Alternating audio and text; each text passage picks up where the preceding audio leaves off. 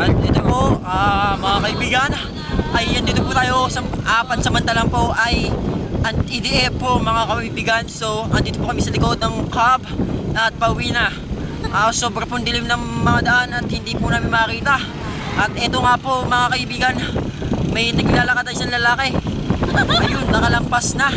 Mga kaibigan, itong tricycle na ito, kung nakikilala nyo mga kaibigan, ipagbigay alam nyo lamang po sa pulisya kung tumawag sa 0929-4780543. So, andito na po tayo sa Lambingan. Tama po? Wala nga tayo magkumplano ako ngayon. Hindi kayo kita. Sorry. So, ito po, andito po tayo sa Cavite. We're riding for a night mode. Baby. Pagmasdan nyo lamang po mga kaibigan. Ayun yung puting. Ati mo, dahil sabi na ito pa dyan ipanduan. Ito na po.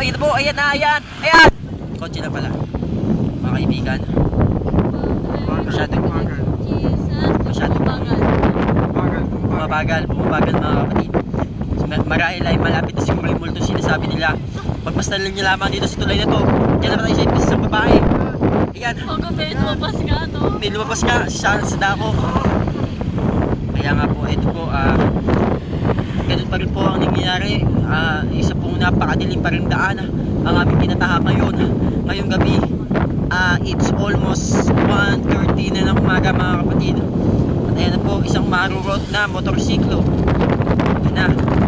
Ayan! Iba hindi kita. Ayan po mga kapatid. Hindi pa rin po na malaman.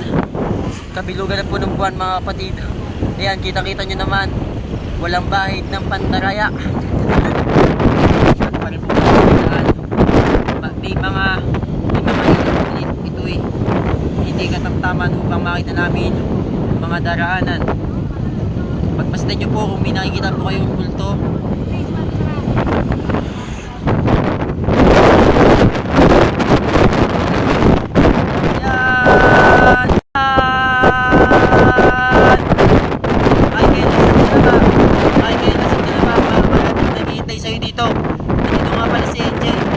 Nananawagan. Kung nasan ka man, mahal na mahal ka pa rin niya.